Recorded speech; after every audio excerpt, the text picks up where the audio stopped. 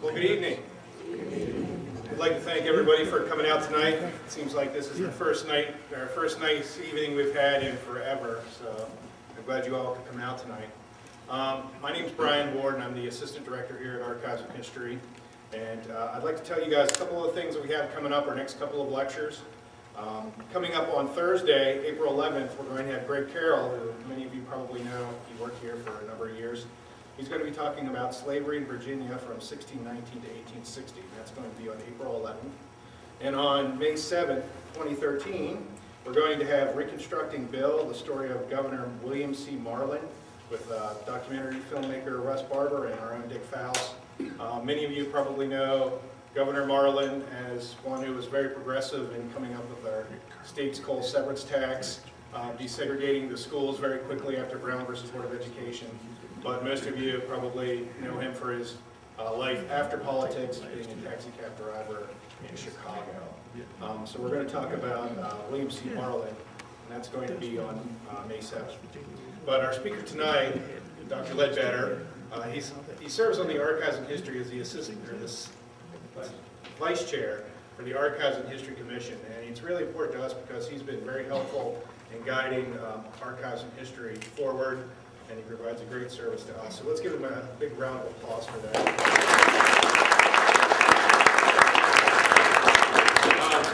Charles Ledbetter holds an undergraduate degree from Lincoln University in Jefferson City, Missouri, a master's from Golden State University in San Francisco, and a PhD from Kent State University in Kent, Ohio. Retiring as a lieutenant colonel after a 20-year career in the U.S. Army, he spent almost 30 years at West Virginia State University, where he retired as professor emeritus in education. Ledbetter is the author of 3 books and a number of published articles, including his award-winning 2-volume book set, Alliance Against the Odds, The Manual Training High School Story. He recently completed his 4th book, a biography, which he plans to publish by this summer. I'd like to say that I'm very excited about this talk because when we started this lecture series, the one thing we wanted to do is to break some stories that have been hidden from West Virginia history to the forefront. And I think this is one of those stories that really needs to be told. So without further ado, Dr. Ledbetter.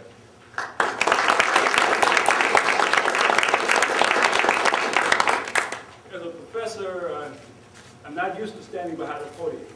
So if you can't hear me in the back, just raise your hand and I'll try to project even louder. It's a little difficult to stand behind those podiums for you. It's been a while since I've been in a classroom, since I retired in 2007, but some things don't go away, such as being able to not stand behind those podiums. This evening, what I want to do, though, is to talk with you about this subject, the West Virginia State College Aviation Program and the Tuskegee Airmen connection. The last part of that title is In the Experiment. In the Experiment. I want to start by just giving credit to some of those individuals who have taken time to document some of the things that I'm going to talk about this evening. I want to just highlight 3 of those, though, from the list that I have on the screen. John C. Harlan was a professor of history at West Virginia State College, and he wrote a book about the military as it pertains to West Virginia State College, as well as the aviation program. So some of the data that I'll be talking about comes from the book that he wrote. The second individual I want to recognize on this is Ms. Resmeyer, who is the archivist at the college. She is just invaluable when it comes to, as most archivists are, when it comes to information. They have a lot of information at the college, and she was just most helpful in terms of providing that information to me. The Dr. John W. Davis papers are another invaluable source of information located in the archives at West Virginia State College. And then the last person I want to just recognize is Mr. Joe Grider. Mr. Grider provided an interview with me before he passed, and that was just invaluable in terms of my understanding of the West Virginia State College Aviation Program, as you will see when I talk about him and his role in that particular program. The outline of what we're going to talk about this evening you've seen, but just to highlight it again, we're going to talk about what it was actually like to live in the 1920s, 1930s, as we entered into the 1940s. Some of us can still remember those days. I see a lot of people who cannot though. The fascinating leaders involved with the program, the strategy used in the application process to get the program, the competition between the all-black colleges to be one of those schools that can offer the program, the challenges to the success of the program, the role of women in the program, the impact of Charleston's airport on getting the program at West Virginia State College, and also on losing it. The Tuskegee Airmen connection to the program, and the program the West Virginia State College got once the aviation program left. It has been very important to the college since that time. And then we'll open it for any discussion that you may want to have over the things that I've talked about this evening. The first thing I want to do is to look at this definition. Experiment. I'm trying a different strategy in talking about this evening, because every time I look up material related to the aviation program or the Tuskegee Airmen, from those days, I kept seeing this word experiment. And you wondered, why would they keep using this term experiment? So I took the definition out of Webster, and it says, any action or process undertaken to discover something not yet known or to demonstrate something known. Now, if we talk about it, I'll let you decide, and possibly I'll also point out why this particular term was constantly used, experiment. They referred to it when they referred to the Tuskegee Airmen, and they referred to it when they were talking about teaching African Americans to learn how to fly as a part of this program that West Virginia State College obtained. I want to put you into that time frame, the 1920s, 1930s time frame. And I want you to think about how things are today in order to realize how different they were in those days. How many of you can still remember? Now I want to back up and ask another question. I've never been able to ask in a group like this. I've asked it in the classroom, and I want to see what kind of an answer I get. And I don't, this is not to embarrass anybody. How many of you have never flown in a plane? Amazing. Everybody, no hands go up at all. In a college classroom, even today, it is not unusual to find half the class at least half the class that's never flown in a plane. And I've asked that many times in recent years. So you know what it's like to fly in a plane. But again, we go back to the 1920s, the 1930s time frame. And if you think of that in terms of what it's like for us today when we talk about putting rockets into the sky, you can somewhat visualize in what it was like in the 1920s and the 1930s. When we talk about putting somebody up in space, how many people have really wanted to go down to Florida to see one of those missiles go up, or see that plane go up into space? Well, that's what it was like in the 1920s. People used to go out to the airport in Charleston, or in the Institute, as we'll point out, where the airport was, the Charleston Airport, on picnics, and sit out there all day waiting for one of these creatures, these things to come in from the sky and land, or to take off from the airport. It was such a strange thing to see. Very few people during the 1920s and 30s ever set foot in a plane. In fact, even into the late 1930s, less than 1% Less than 1% of the American public had ever flown. That's how strange it was. You know about the Wright brothers. This is a picture from 1908. Orville Wright flying over Virginia. This is one of the 1920 type planes. This one's in the late 1920s. This one was one of the first planes where we had retractable landing gear. This one comes about 1931. We started really getting to passenger planes in the middle 1920s. We had them before then, but we really started passenger planes about that time frame. Not very comfortable to be in, but a ride in. This one would carry about 10 people. This one, we went up to about 13 passengers. This is in the 1931. And we got up to about 14 passengers. A train could go from the East Coast to the West Coast faster than any of these planes could get you from the East Coast to the West Coast. And if you were in one of these, in many cases they would give you a helmet. They were very uncomfortable to be in. They flew at very low levels. And if any of you have ever been in one of those planes at low levels, you know how uncomfortable they can be. The skin of the planes were very thin. You heard it, they were very noisy. Often you had to put earplugs in your ears. They gave you gum when you got on the plane because you couldn't, no pressure. You pressurized the planes per se. And then in 1934 we got this. Douglas DC-2, and then in 1936 it went to the DC-3.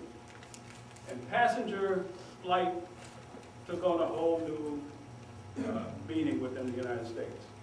For the first time, we could get from the East Coast to the West Coast in about 18 hours on this. These are still flying too, by the way. But they changed flying within the United States. And we went up to somewhere in the neighborhood of about, in 1938, around 1 million people who flew in that particular year. Still, that's less than 1% of the overall population in that time frame. Men were our first flight attendants in the 1920s. And then in the 1930s, we started women as flight attendants. One to a plane, and you had to be in a certain occupation to be a flight attendant as a female. Anyone know what that was? Nursing. A nurse. You had to be a nurse. Why would you have to be a nurse? Get sick on those planes.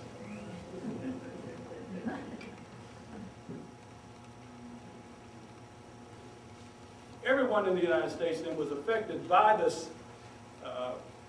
this new creature, this new item that we had, we call planes. And really we're not used to getting on and flying, and it was a strange thing. And yet we were about to go into a war as we saw it. We hadn't trained a lot of people in the United States to be pilots. And so the federal government decided that it needed to start looking at training more pilots, just in case. To have that reserve that they could pull on in case we had to go to war. And so they created the Civil Aeronautics Association in order to try to train more pilots within the United States and to get more people involved in this whole thing of flying. But even in doing that, there was one group that really wasn't in the consideration when it came to flying. The African American population. And again, remember, I'm trying to put you in that time frame. In that time frame, you would have found that the African American population in the United States, for the most part, especially since most African Americans still lived in the South, was still segregated under Jim Crow laws, and in many cases, still in a state of slavery that we don't like to talk about. We had, of course, those things that you often hear about, the separate fountains. Tenant farmers were very much a part of the lifestyle in that time frame, which meant that many of the ones who were black were indebted to those that owned the farms, really didn't make anything.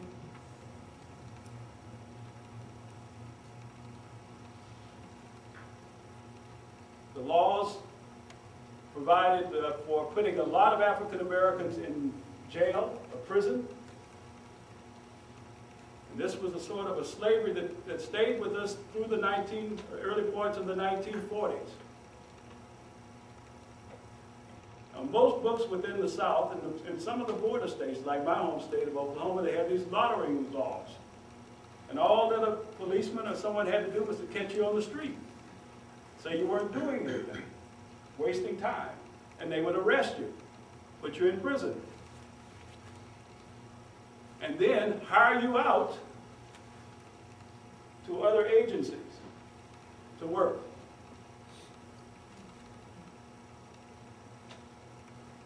Over 1 million African Americans were put in the state during that time frame between the end of slavery and the middle 1940s.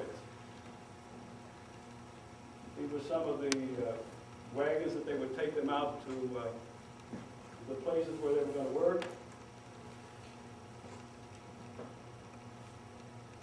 They'd be hired back out to farms, work for the cities.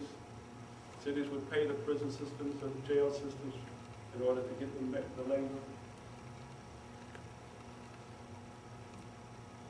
Some of these chain gangs were still going on way into the 60s.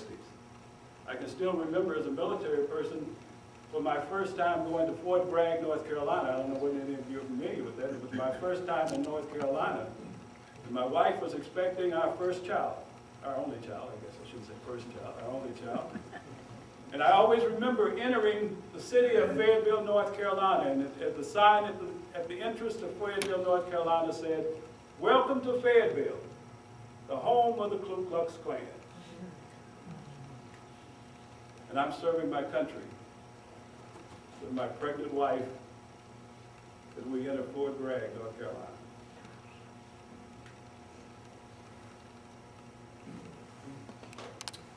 Very much a part of those labor camps. The Klan was very active throughout this period. In fact, one of the largest marches to ever take place in Washington, D.C., 1925. Ku Klux Klan, no thing covering faces, didn't anybody worry about those sort of things at the time. Very powerful politically in the South and in many of the border states as well. This is my home state, from my home state, one of the worst riots in the history of our country in Tulsa, Oklahoma, 50 miles from where I grew up. Dropped bombs on the African American community with the support of the police force and the governor at that time. We received such bad publicity from it that the next time the Klan got ready to do something in one of the other towns in Oklahoma, that the governor, because of the bad publicity outside of the state, not within the state, but outside of the state, decided to, in fact, call out the National Guard to protect the black citizens of that town. The legislature of Oklahoma impeached the governor because he called out the National Guard to protect the black citizens of the town.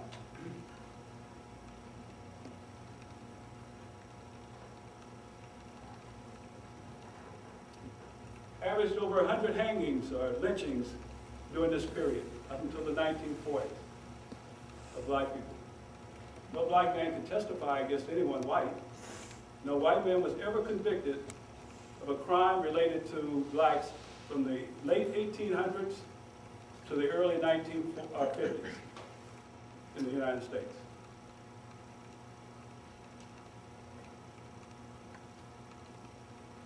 voting rights taken away. Literacy tests, poll tests, unfair laws. For example, in my hometown, even though you had communities that were predominantly black, and you had city councils where people were supposed to represent your particular district or your ward, the voting was on who became the councilman, and they were usually all men in those days, was by majority vote. So no black ever got to be a councilman. And you always had someone white representing your district who didn't live in your district, or even close to your district in many cases. Because it wasn't a vote by a district, it was a vote by majority vote. There's a way of preventing that from occurring. I point all this out again because, as I've said, this is a situation that African Americans found themselves in this particular period that we're talking about. So when we talk about getting an aviation program and blacks flying, you can imagine that within the majority of the white community, this was something that was unheard of. Even the idea that African Americans would be flying was something that most people who were not black couldn't even imagine. This comes from a study done by the Army War College and became sort of the policy within the War Department during the 1920s and 1930s, early 1940 period, as to how they saw African Americans within our culture. Negro is also tractable, lighthearted, carefree, good-natured. If unjustly treated, he's likely to become surly and stubborn.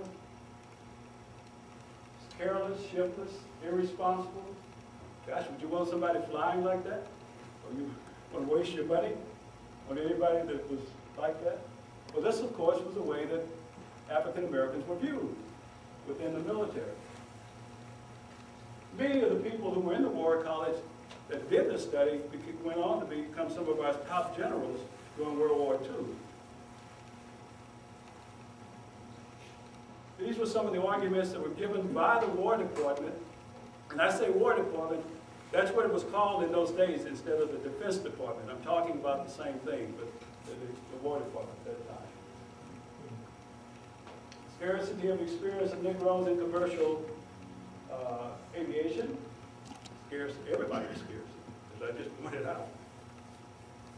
Lack of interest in Negroes in aviation is evident by the number of private licenses.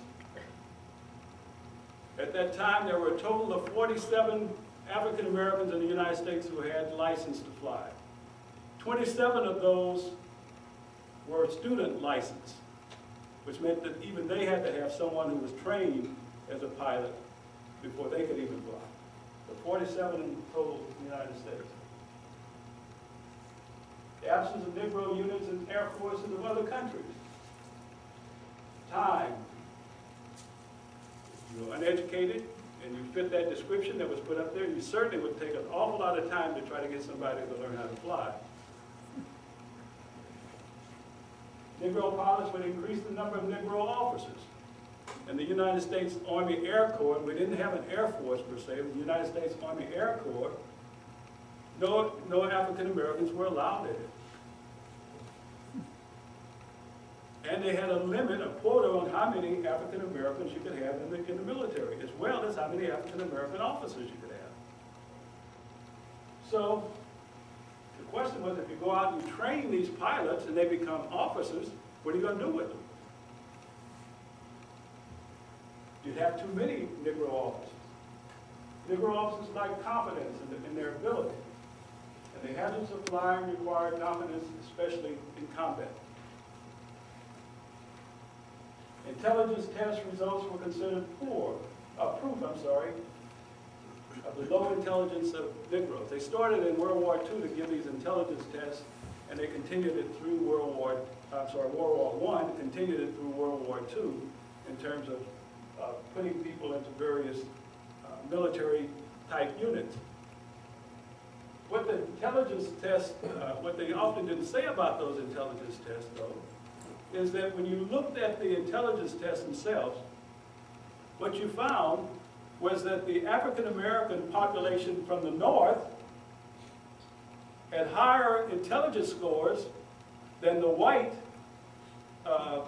personnel who took the intelligence test from the South. But the majority of African Americans live where? In the South, which brought down, because they weren't given the education, the opportunities, brought down their scores.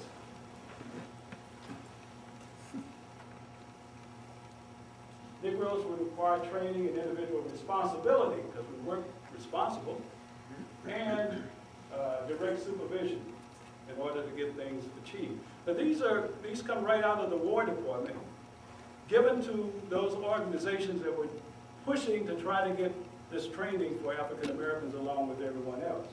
And so those are the reasons that they would give. These are the people I'm going to point out now are some of the people who were putting a lot of pressure on the President, the Congress, and the War Department to provide this training to African Americans. One of them here is Carter G. Woodson. Carter G. Woodson is from West Virginia. And he also served for a while as the Vice President for Academic Affairs at West Virginia State College in the 1920s. He's best known for what? Establishing the Negro History Week. Establishing Negro History Week.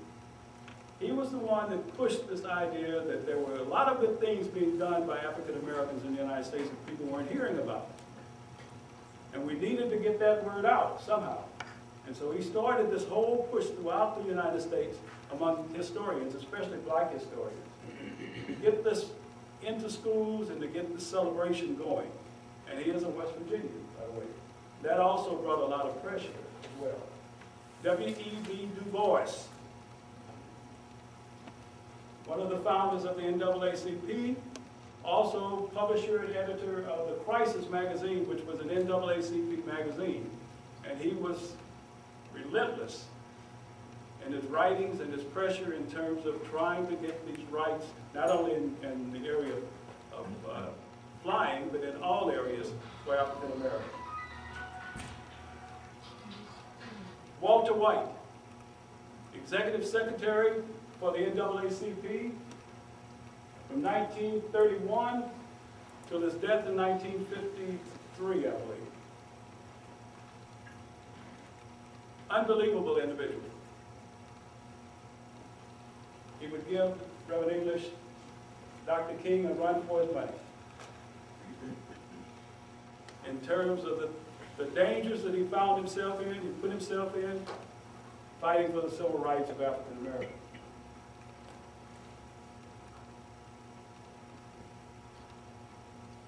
A. Philip Randolph, Union leader, very vocal.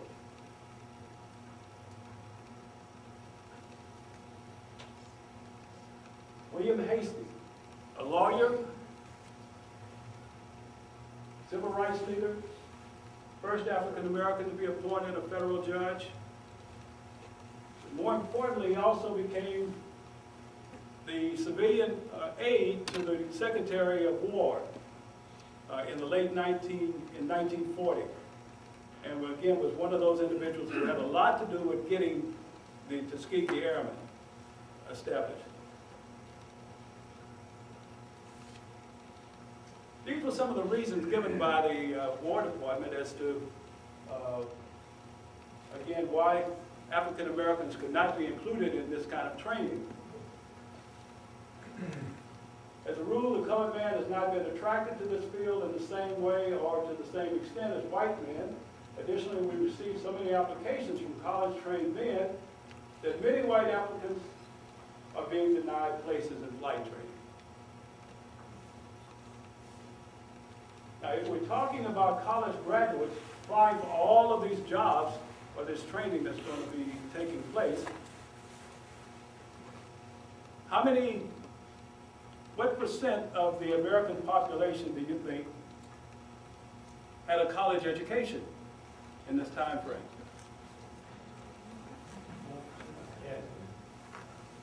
5%, a little less, we'll round it off to 5.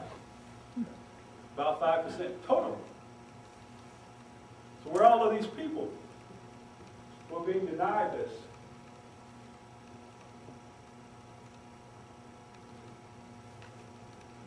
The NAACP replied to the War Department in this fashion.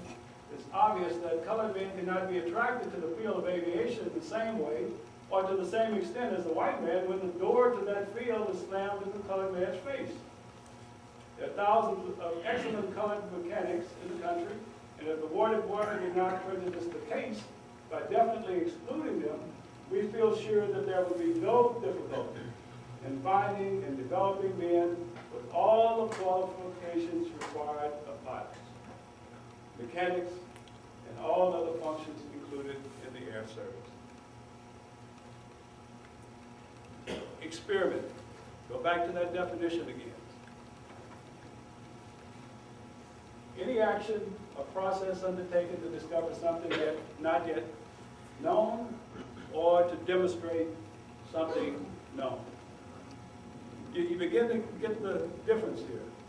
Clearly within the African American community, there was no doubt that there were people who could be pilots, given the opportunity. Clearly within the majority of the white community, there was what?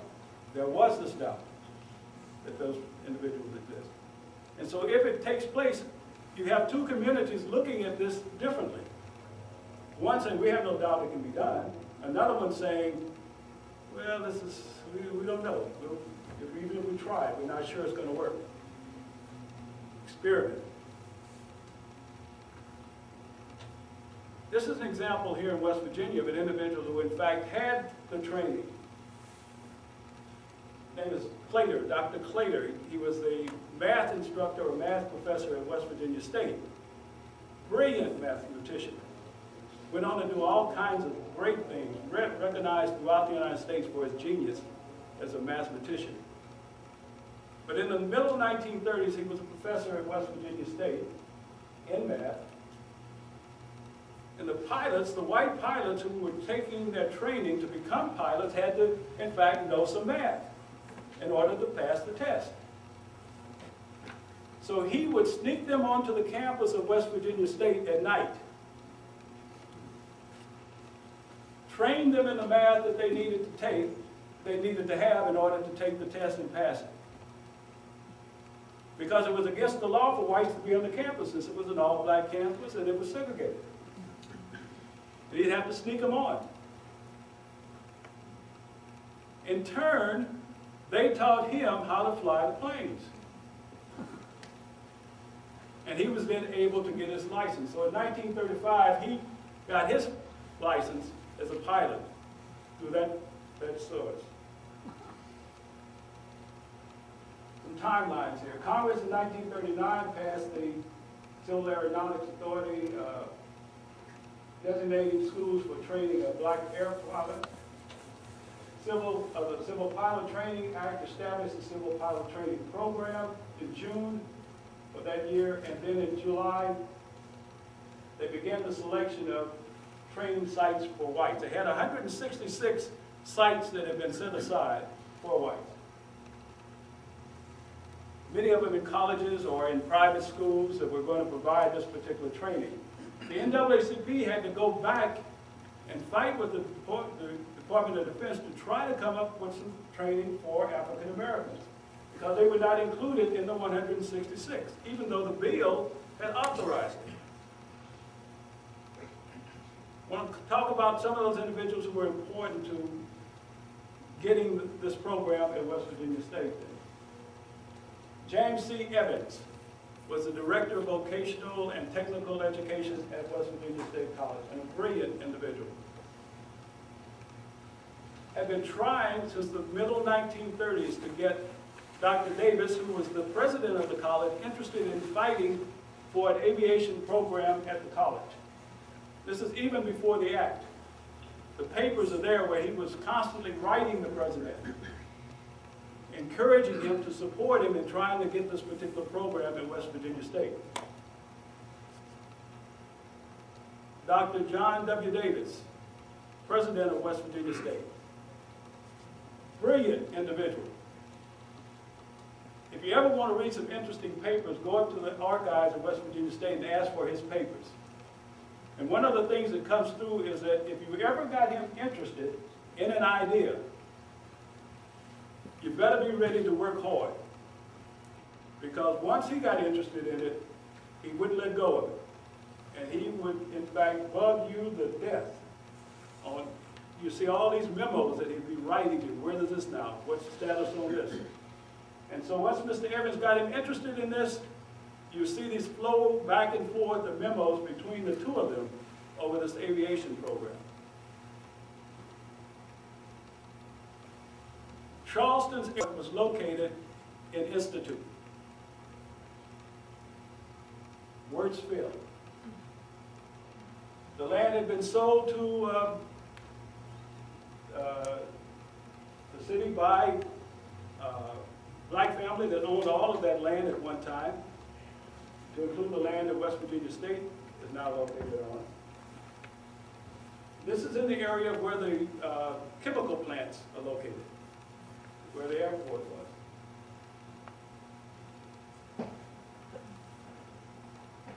That became important to West Virginia State getting the aviation program. Mr. Joe Grider. Mr. Grider was a music professor at West Virginia State. Came to the college in the 1930s. He became important in this whole process because he was a pilot, one of those few pilots. When I did the interview with him, it was very interesting in terms of how he became a pilot. His wife, before they got married, was a professor at the college as well. And he went with her to Chicago to visit her family and discovered that her brother was one of those few pilots. And so to impress her, he started taking pilot lessons. And as a result of that, was able to get his pilot license. And was very valuable then to the process of getting the program. He also was active in what they formed, when they formed a National Association of Black Pilots. They had a conference in Chicago and all 16 of them were there. But the importance of this was that he became vice president of that organization and was able to get them, when the application process came about, to endorse West Virginia State's application to get an aviation program.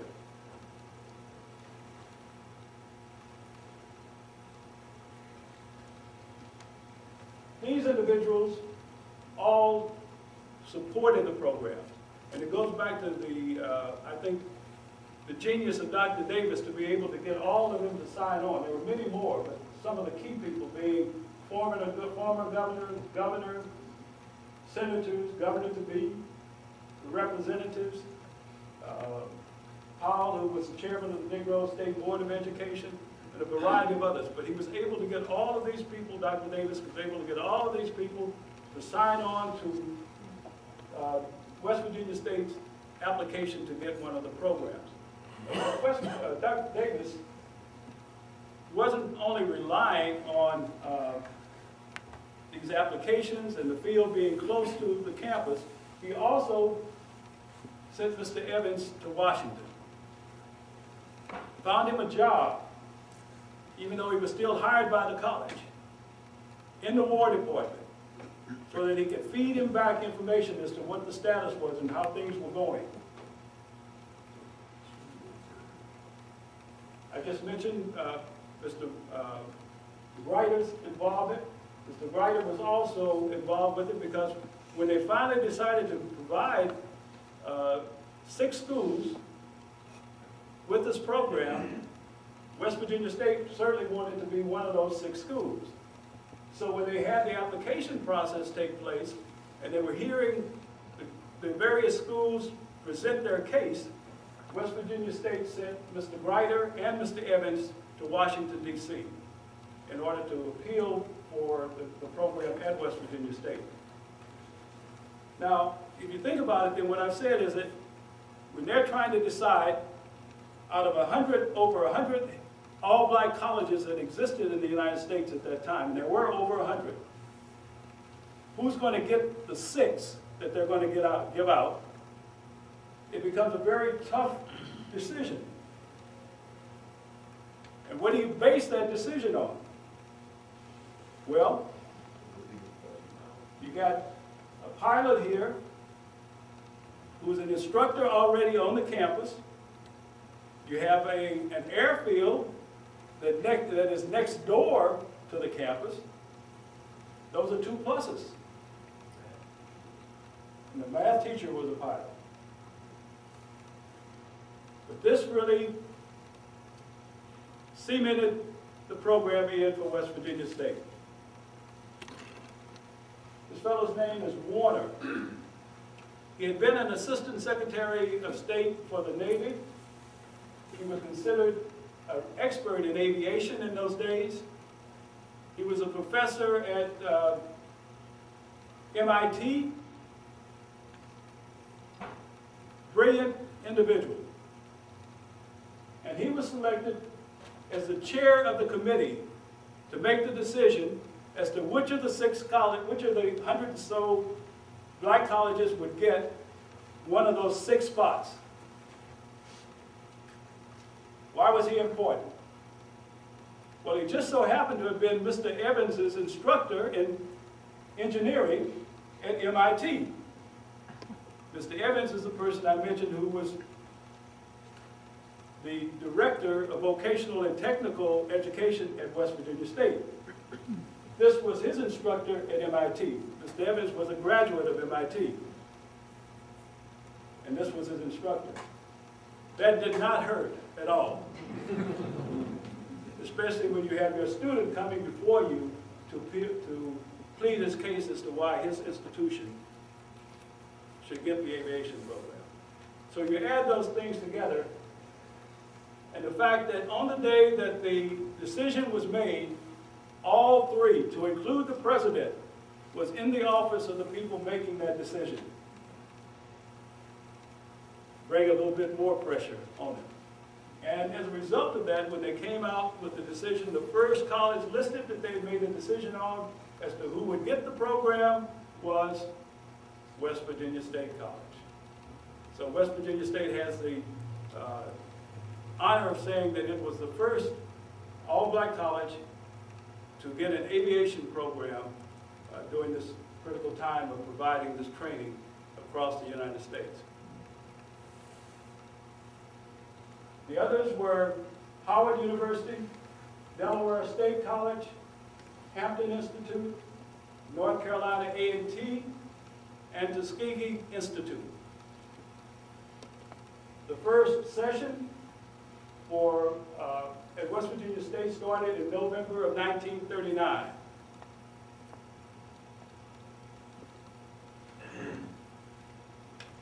Major Worley, the Worley name I know is well known in this area. Major Worley was with the National Guard. He was assigned as one of the advisors to the program at West Virginia State. Another picture of him. They had 2 different schools during the time that they had the program there. I don't have enough time to talk about each one of them. This was the second of those schools. This one was located in, the headquarters was located in downtown Charleston, right there off the river.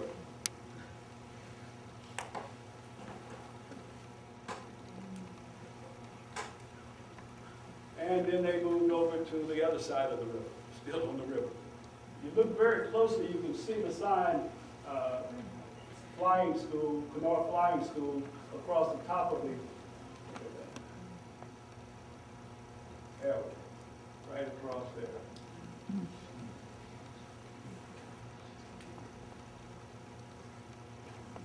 Had these applications that people had to fill out. There was no lack of applicants for the aviation program. The problem was finding people to meet the qualifications that they had set, the standards that they had set for people to be a part of it. In fact, West Virginia State got so many applications, and they were only allotted 10 students in the first class. That's all the federal government was allowing them to train. That the president had Mr. Evans go out and request additional quotas because of the number of applications that he was receiving. They didn't grant it, though, by the way. Held them to 10. This was the first class, and as you can see, it included women in that class as well. I'll come back in just a minute and talk about one of the first, this one right here. It's one of the training planes that they had. Of course, training included instruction on maintenance on the planes.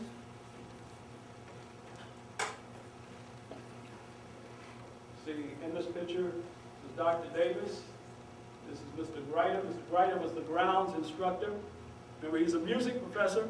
Now he's also a grounds instructor for this program as well. Had to have classes on communication, radio communication.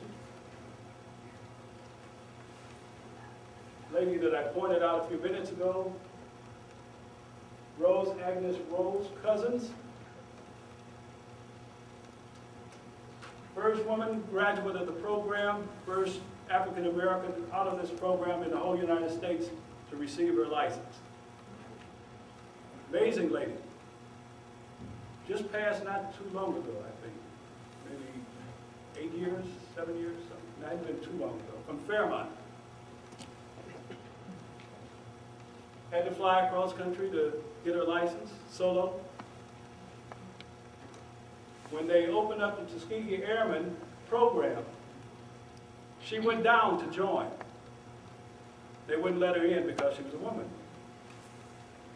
So she came back to West Virginia State and became one of the pilot trainers, or the trainers of pilots in the program.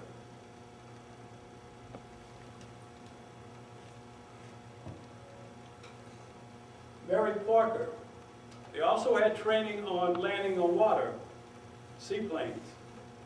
And she was the first female in the United States to graduate from that program, African-American female to graduate from that program. And receive her license, also from West Virginia State program.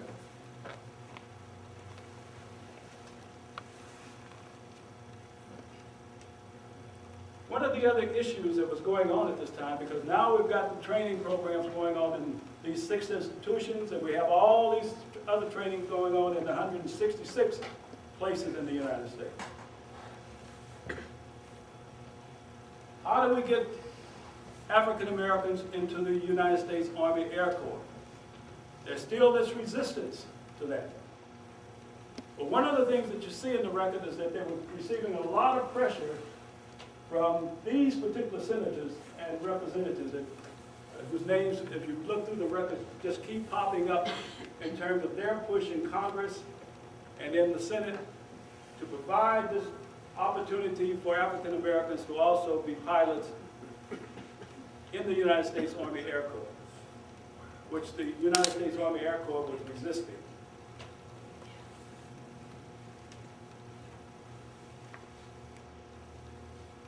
They finally pushed them to doing that.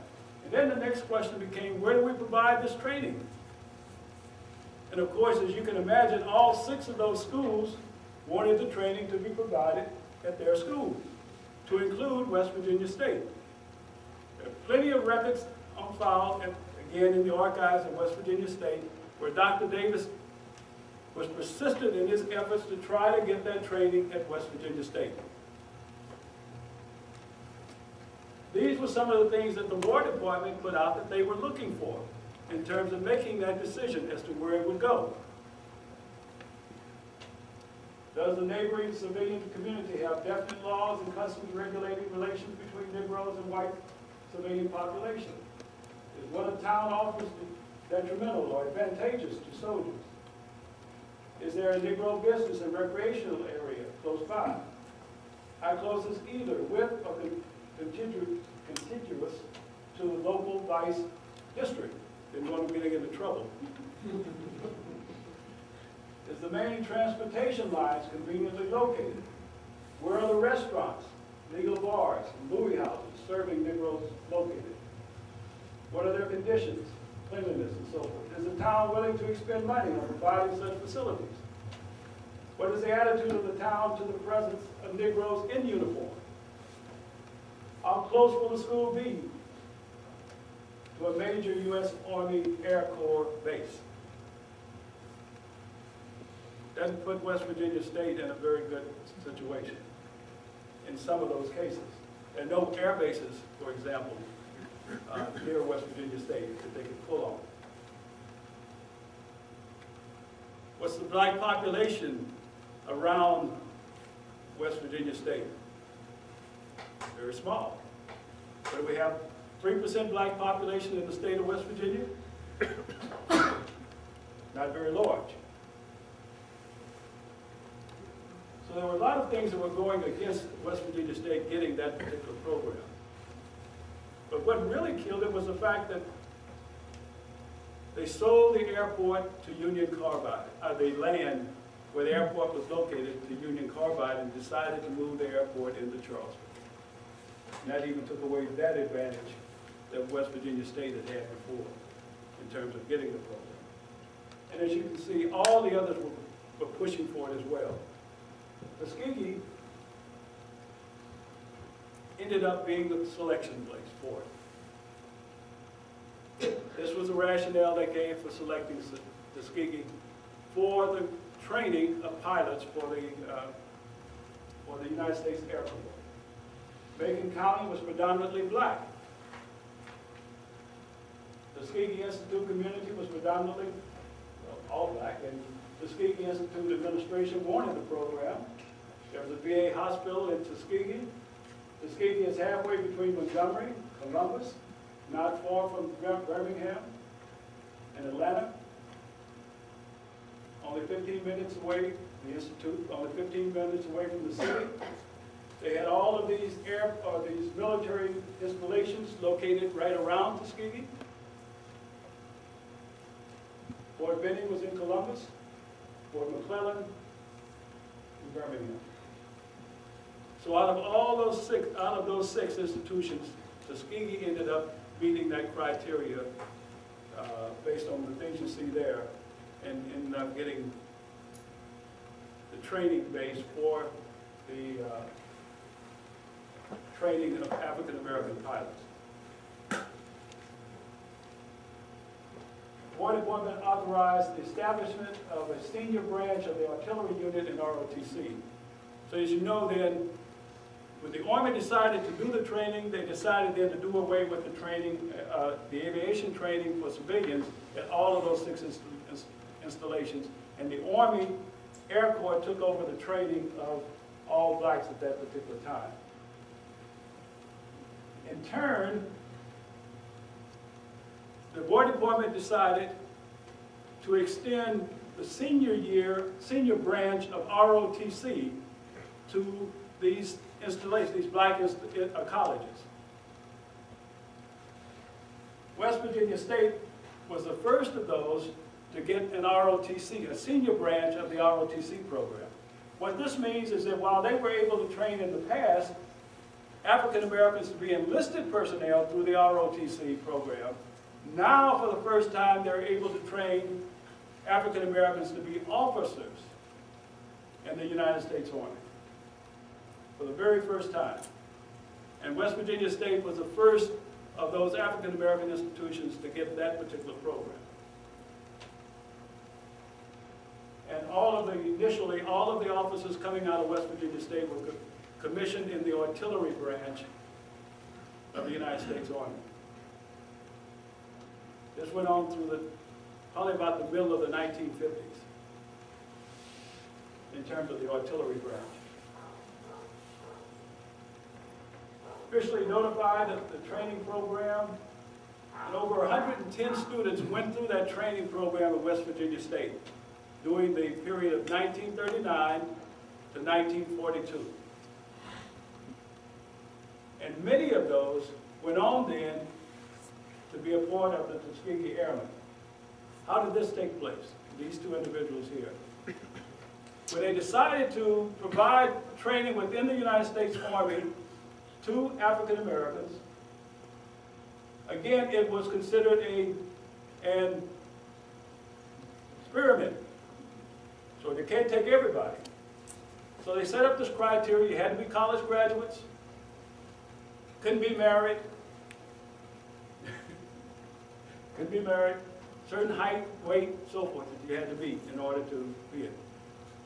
Those 6 colleges were asked to submit to the United States Army Air Corps the names of 2 of their graduates for this training. West Virginia State submitted the names of these 2 individuals, a fellow by the name of Mac Ross from Dayton, Ohio, and George Roberts from Fairmont as their 2 candidates for this training. So when they get to Tuskegee, there are total of 12 individuals to receive this initial training from those 6 institutions. They added to that list 1 other individual, a fellow by the name of Benjamin O. Davis, Jr.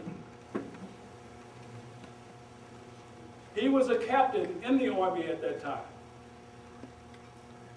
Captain Davis. So he was the only one actually already in the military. The others are still civilians, just going to go through the program. Interesting individual. He also was a graduate of West Point, the military academy, having graduated in 1936 from the United States Military Academy. The first African American to graduate from the military academy since 1889. Went through 4 years of the military academy, and his classmates wouldn't even talk to him, except when they had to, with drills and that sort of thing. But otherwise, no association with him. Off to himself for 4 years in the military academy. Graduates 1936. He also happens to be at Tuskegee as an instructor in the ROTC program when the program starts. His father also happens to be the senior ranking black officer on active duty, regular Army officer on active duty. Benjamin O. Davis Sr. There are a total of 5 regular Army officers, black regular Army officers on active duty at that time. Total of 5. 3 of those are chaplains.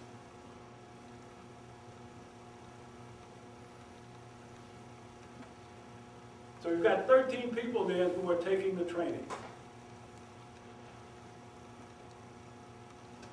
The base, because you have no black officers or black mechanics trained on airplanes at that time, so the leadership, all the officers and all of the mechanics initially are white.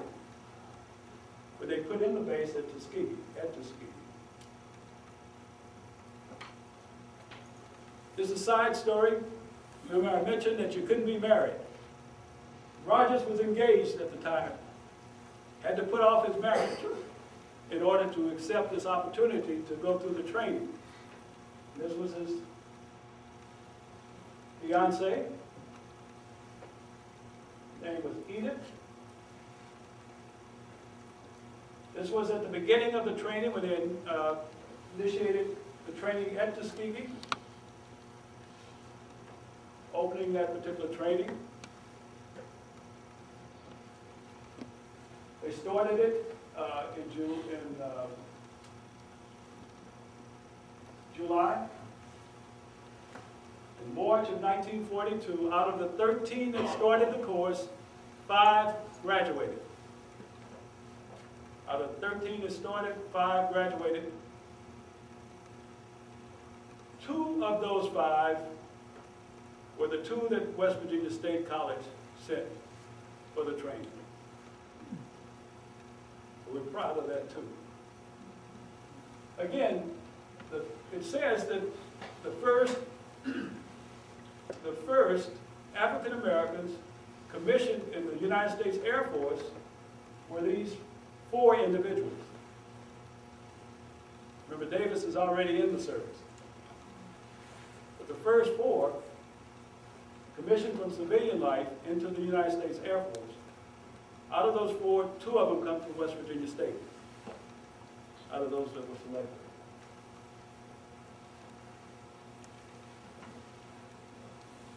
In September 1942, West Virginia State officially received the word that the aviation program was being canceled. And they lost it at that point. These are the 5 individuals. This is Rogers, and this is Ross. This one is Davis.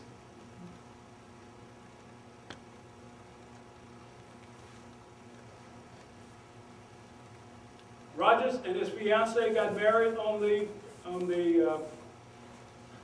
right after he completed his last training and was officially through with it and been commissioned. Right on the, my words are leaving me. Yeah, they're married, yeah. They didn't wait any longer. Picture of him as a lieutenant. He made the service a career. Unfortunately, Ross was killed in a training accident. He had gone to war, had been sent back to receive training as a bomber. And when they went from being in the pursuit units to training in bombers.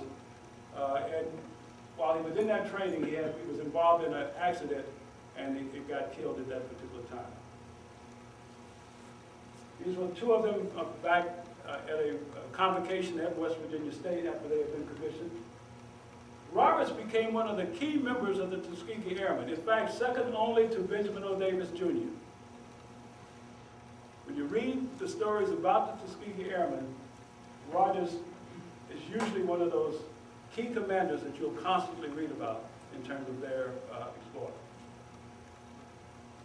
These were some of the other graduates of the program from West Virginia State College's aviation program. This is Rogers. Promotions went very fast. Get commissioned, and 2 years later, you are a lieutenant colonel. Didn't happen that way with me.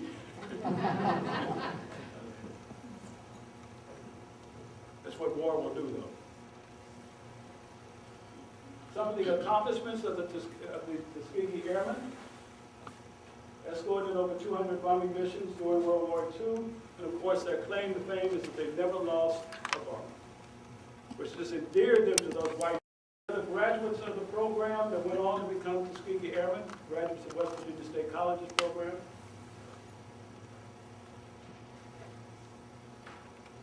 One other person I wanted to mention here, during World War II, from West Virginia State and on into the Tuskegee Airmen, John Whitehead.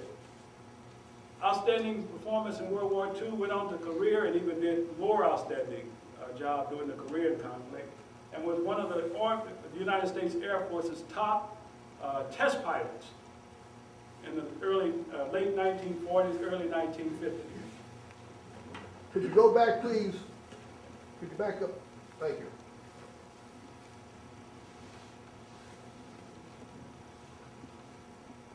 Recognize any names? No, I don't. Yes, I do. Yeah, Thomas Mayfield. He was from Shiston in Harrison County. He just died last year. Okay. And Benjamin Perkins was a native of Institute. Okay.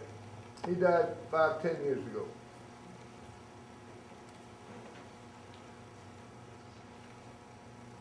At the end of the war, none of these things that we're talking about now was really recognized by the public in general. In other words, the war ended, they went on with their lives, and nobody talked about the accomplishments of the Tuskegee Airmen at that time. In fact, only recently, in recent years, that we really started to recognize what they did and how important it was to our society. One of the important things, for example, is that, and many people don't know this, but the United States Army Air Corps separated from the Army and became the United States Air Force after the war. And the United States Air Force started to integrate its forces before President Truman put out his order that the military would be integrated. The Air Force started to integrate before they were required to integrate. And the Chief of the Air Force said that he was doing it because of the outstanding performance of the Tuskegee Airmen. They had proven themselves. He saw no reason to keep them separate. The impact of that unit. But that was within the military that they received that credit, not outside of the military. So, experiment.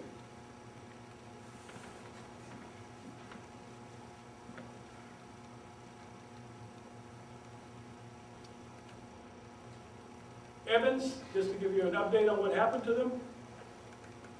Evans and Davis had an interesting relationship because Davis put Evans, as I mentioned before, in Washington, D.C., with the clear intentions of Evans coming back to West Virginia State. Unfortunately, they liked him so well in Washington, D.C., that he eventually became the civilian aide to the Secretary of War. And he didn't want to give up that job and that power that he had there. And in fact is credited with doing a lot to influence the integration of the military and President Truman's decision. So he was very valuable, even though he did not come back to state on a permanent basis. Interesting thing, if you ever go through the Davis papers, is to read the correspondence between Evans and Davis. Davis did not like his staying up there, and he let him know in many ways. And Evans tried to be very tactful about whether he was going to stay or come back, until finally he just had to say, "I'm not coming." But he kept leading Davis on that he was going to come back, and he didn't. He was still on the payroll. Davis. Dr. Davis served as president of West Virginia State College from 1919 to 1953. Longest tenured president in the history of the college. Mr. Grider went back to teaching music and retired from the college, I believe, in the early 1970s, if I recall. Passed not too long ago, 99 or 100, I believe, one of the, very close to 100, in a nursing home in Dunbar.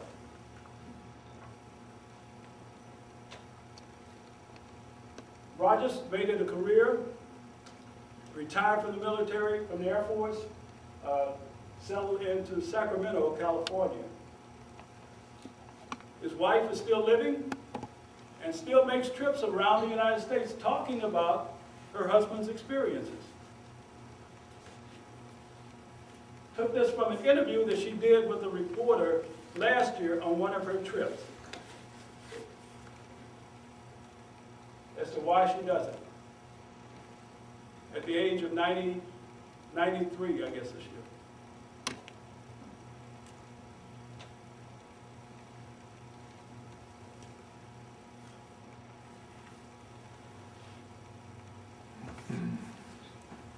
West Virginia State College Aviation Program, the Tuskegee Airmen connection in the experiment. I appreciate your attending. I'm open for any discussion, questions that you might have.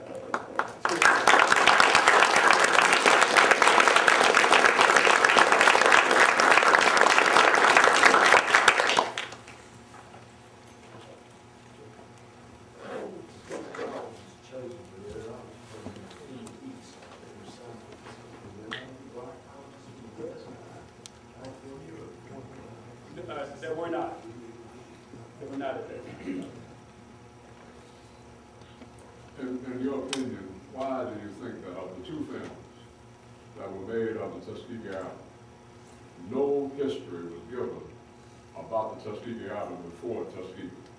I mean, no connection made, even though, as we talked about, the persons playing Benjamin Davis and Ross were there, but there was no evidence of any connection with West Virginia State.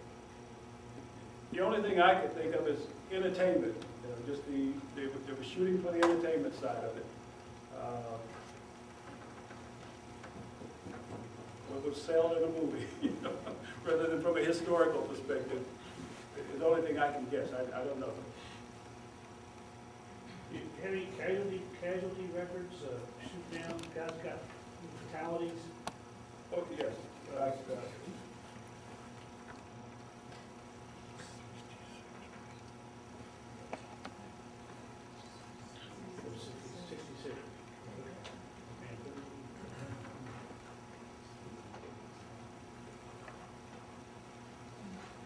Wasn't there another distinction that Captain Davis eventually had? Wasn't he the first four-star, or was that his dad? Four-star general. It was he. It was him. Benjamin Davis Jr., yes. Junior, yeah, he was the Yeah. first four-star. And he was the first African American to make general in the, in a way, you'd have to say, he was the first African American to become a general in the integrated military.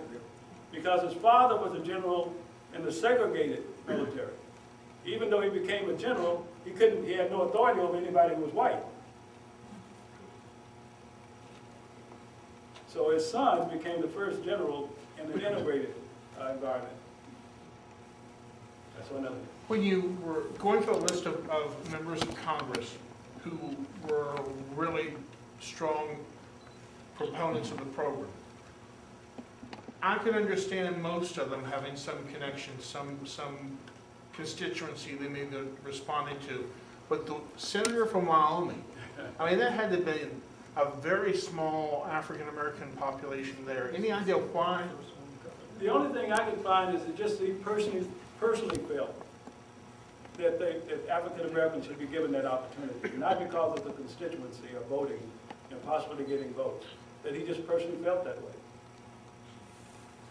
But he was a pusher for it, when you look at the record. I didn't put up some, because of time, didn't share with you some of the debates that went on in Congress, back and forth between those congressmen and representatives from the South. I mean, some of those speeches would be very interesting to read too, but they were never for them receiving it. But he was one of the biggest pushers for it as well. And the only thing I can find is that he just personally felt that they should be given that opportunity. That's all I have. A comment on question. Wyoming, I think, was the first state to give women the vote. They've always been very forward in terms of civil liberties. The 150 DFCs is an astonishing number of DFCs for a small group. Did you ever do any analysis of what percentage that is? I know my dad got a DFC, Yeah. and I one time looked, it was infrequently given. Yes, it is. So that's stupendous, that rate. Yeah. No, I have not. I did not do that. But you're right. It isn't given very often. The question about Congress's push that you mentioned to kind of shift, I also wanted to see so much information was used, evidence-based testing, all those things, to cause the doubt as far as the ability of black to engage the study or to be qualified. Did you notice in any way that that was a kind of a shift in the testing or in the evidence from the testing that any much that was used to keep them out? Was there any kind of shift that made it possible that they became more accepted? No, I did not. I did not find any situation where they changed that, the testing itself. So the testing issues are still Still alive with us, well with us yes. Yeah. now. Still with us. But any of those? Reference to some women being trained. Were there many women trained, white women and or African American women, and what assignments were they given? None, white or black, were given any assignments as pilots, per se, as a result of having taken this particular training, to my knowledge. I did not find any situation like that. And of course, women were not really considered a part of the military during that particular time. They had the Women's Army, called the WAC, but they really, from the standpoint of those in the Army, didn't quite see them in the same way. And they, of course, performed many of the jobs like nurses and that sort of thing. That was stereotypical jobs for that period when it came to women. Even though clearly someone like Ross could hold her own. I'm sorry, Rose, I said Ross, but Rose. Women pilots did a lot during World War II under the auspices of the War Department. They They did a lot of ferrying of T-planes, the trainer planes, around the United States. And toward the end of the war, they actually ferried planes that were used in combat overseas. They had been restricted from flying overseas for a while, but with the, I know in Europe when my dad was flying in a B-24, they had a 25% chance of being shot down with each mission, so they really needed to save the combat pilots. They didn't do the ferrying of the planes over. They used the Women's Army Air Corps pilots to do it. There were a lot of women pilots in the 30s by the time the 30s came around, but they were excluded in much the same way that blacks were.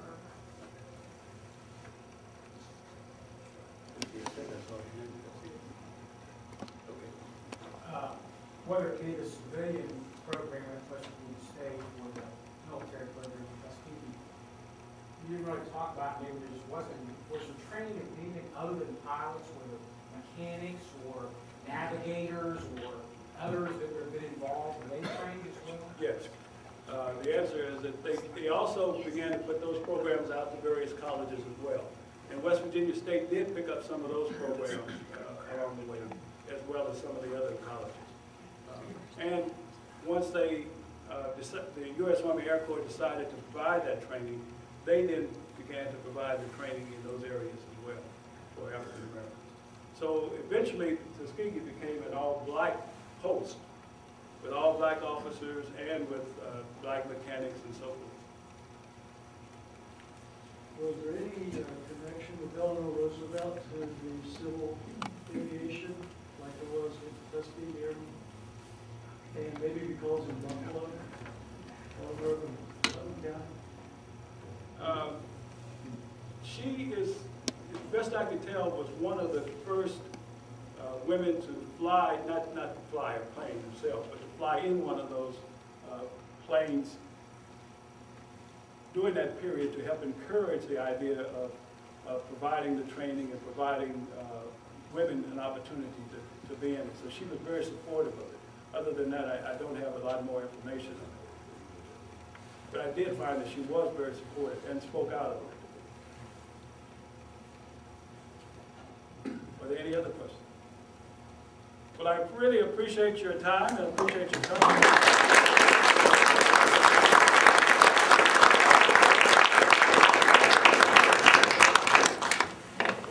We'd like to thank you all for coming out, and hopefully we'll see you in the next couple of programs.